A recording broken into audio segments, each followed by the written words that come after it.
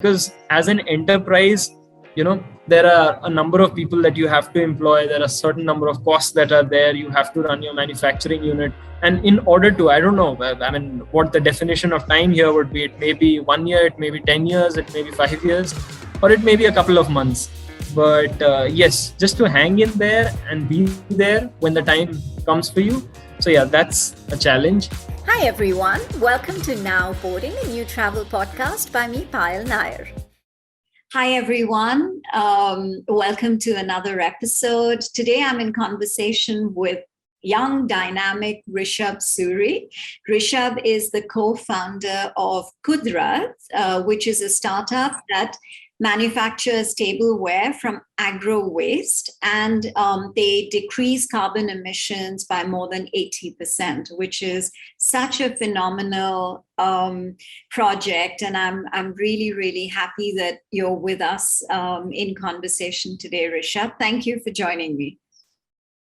Thank you for having me, Payal.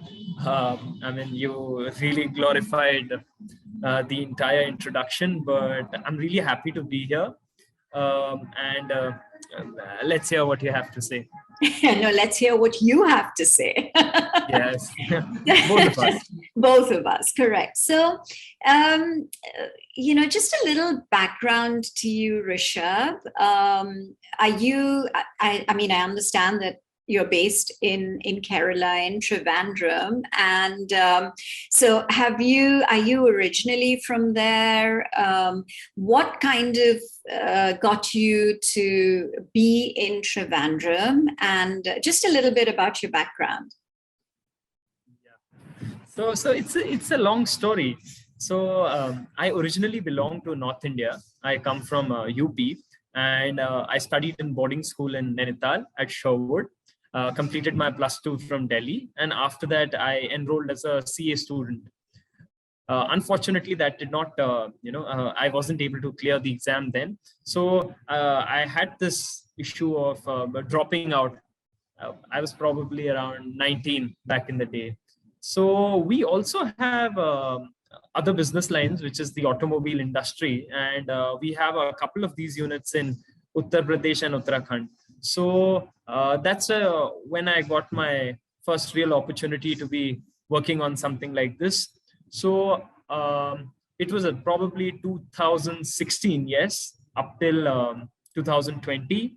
For these 4 years, I was based in UP and Uttarakhand, and I was running an automobile dealership setup. In these 5 valuable years, there was a lot that I learned, and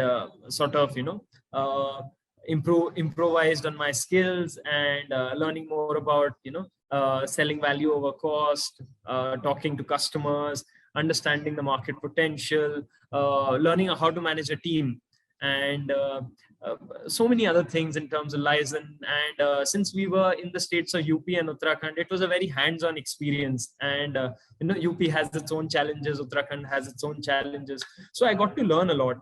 But in this 5-year journey that we had, we see that the automobile business is something that is developing rapidly. Now it's very dynamic and it's changing. So as you know, that the internal combustion engine is something that's going to be a thing of the past. It's going to be replaced by electric vehicles. So during this period, when new electric vehicles come in, there is a lot of volatility that comes into the market. So because of that, the role of dealerships and which brands stay on top will sort of fluctuate. On the other hand, in the automobile dealership business, we also see that, with globalization, with better connectivity available, the manufacturer wants to reach the customer directly. So it's a D2C channel. Now, earlier in the back in time, you would have said that a dealership would be required, but now with everybody defying this, and to take a few names in India, I think Mercedes-Benz, Citroen, Ather, and now even Ola Electric, they're all going to their customers directly. Dealerships are just facilitation points for delivery. So it's a business model that we have to get out of, and we did have to diversify. Now, thinking about what exactly we can do, and I'm this young guy who's 19 and 20, and just thinking about what exactly should be the industry we should hit at this point of time, so that we can do something that's going to take us and sustain us for the next 25, 30, 40 years, because I'm just entering my prime. So there were a lot of traditional things. Somebody manufactures paper, somebody manufactures plywood, somebody manufactures some food products, but I sort of wanted to do something that was completely different. And yes, we did want to manufacture because we had been trading for a very long time. So keeping that fact in mind, this idea about waste always sort of clicked. And, we had this bug for waste, that waste is a big thing and it's going to be a big thing in the future. And, it's a real problem, which there are not many solutions for. And especially in a country like India, we are really back in the day in terms of waste management. Now, keeping that in mind, just starting out, I started visiting a couple of places, talking to a number of people who are running industries already, asking them more about the waste space. But those ideas would get wasted, and it was somebody tells you something, and there was no real conclusion that was coming in. But then during the lockdown, we had this period where we had a lot of free time on our hands. So once again, the research continued, and I kept looking out for opportunities, talking to somebody who's doing e-waste, somebody who's doing solid municipal waste. But once again, it was a dead end. And then there happened to be this conversation that I struck with an individual who's running a sugar industry. And he told me about how there's this material called bagasse, which is left over after the sugar cane is crushed, and it is converted into tableware now. I had seen these products, but I never sort of, deeply analyzed. So he had told me that, why not, just go and research about it. Just for me to have a better understanding, and also for the listeners, what is so technology is one end of the spectrum. Obviously, you need the technology in order to do the manufacturing, right? But what is it waste material that you use? Or so what exactly are the products that are actually used in order for the tableware to actually be manufactured? Basically, agricultural waste and residue of the paddy plant. Oh, okay, I get it. Paddy crop. Okay. And then the paddy crop has a straw. Then the rice is covered inside a hard shell known as a husk. And then once this husk is opened up, there's this powdered grain around the rice, which is once again powdered, and that gets removed into bran. And that's how you get the polished rice. The more polished it becomes, the finer it is. Now, we use a combination of all these three products. One is disposed of as a boiler fuel. It's basically burnt by industries in their industrial boilers. One of them is given as cattle feed. Another one of them is given as a cattle ingredient, and it's used to also extract oil. So I think all of you must be aware that in North India, we have this big issue about,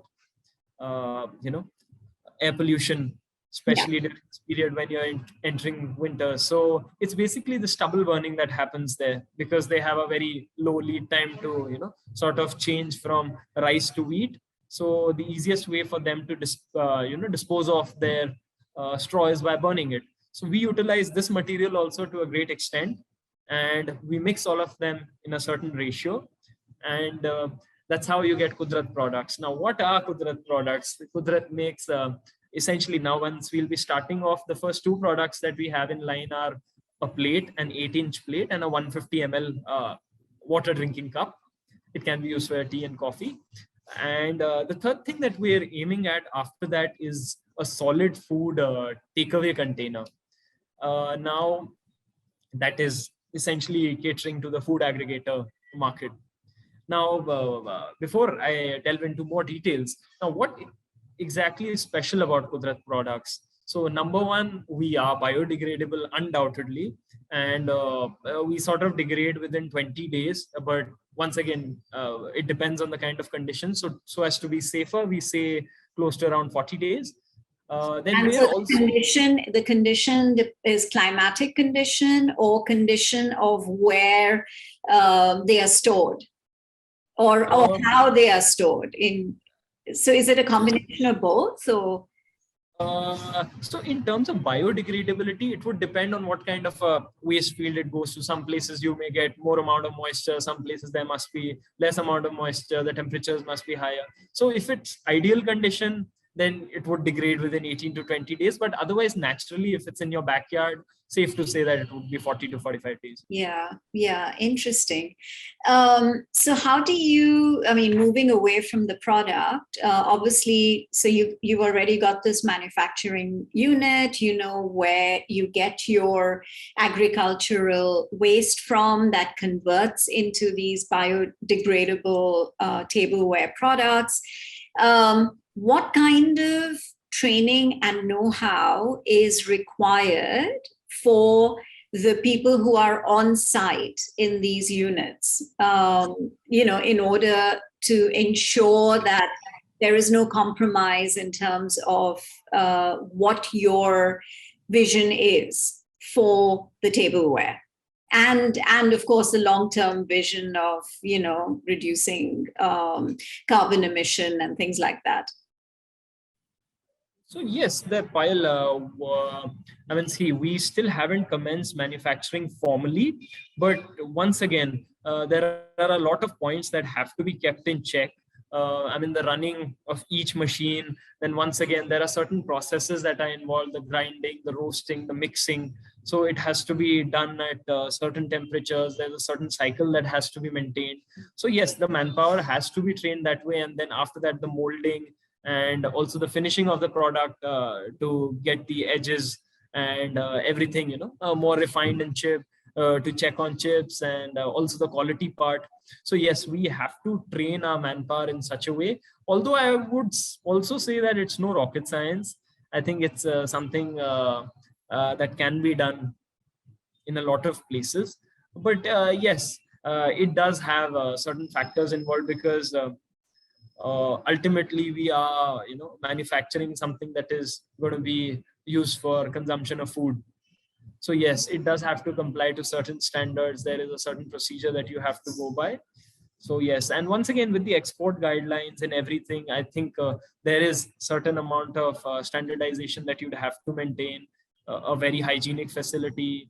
And yeah, so yes. I have two questions now. One is, what are some of the hardships during the process that you have actually experienced? That's one.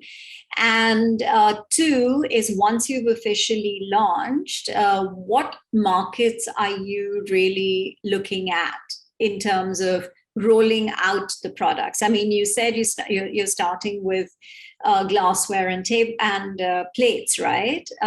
So what kind of a market are you looking at? Because you did mention export as well. So clearly that is part of your agenda as well, right?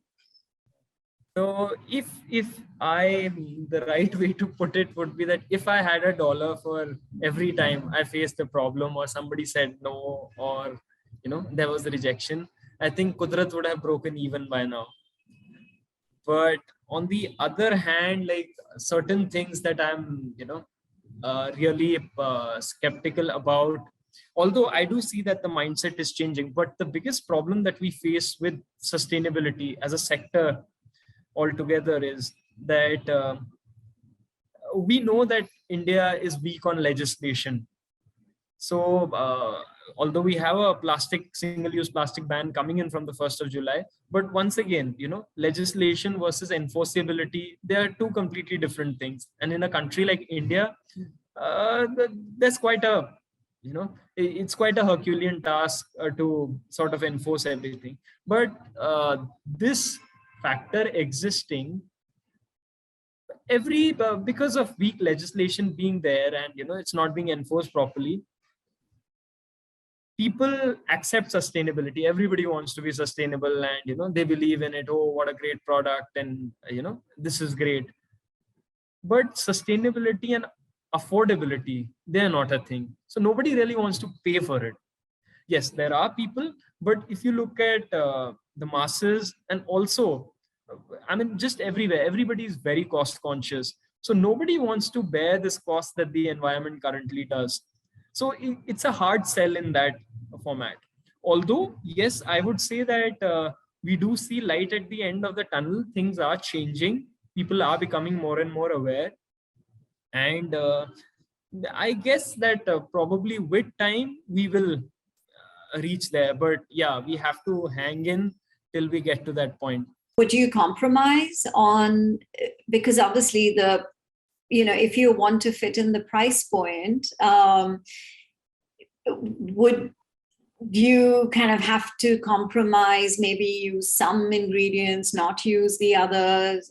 I don't know. How would you, because obviously manufacturing something from waste can be very challenging. I completely understand that. Not that I know anything about it, but I get that it can be very, very challenging. So how would you overcome the situation when it comes to price?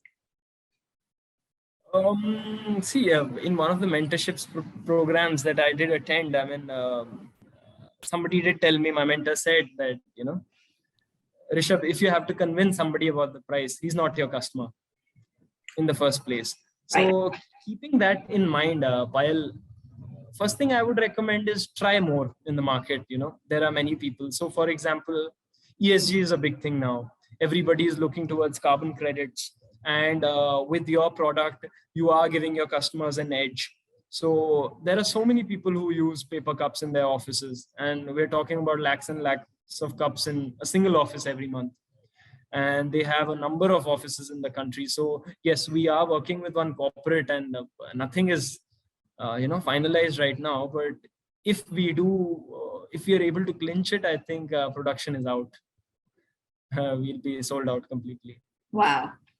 So how many, like on an average, because currently it's only two products, right? It's a plate, and then you're moving on to doing takeaway boxes. But on an average, how many get kind of produced or manufactured on a daily basis?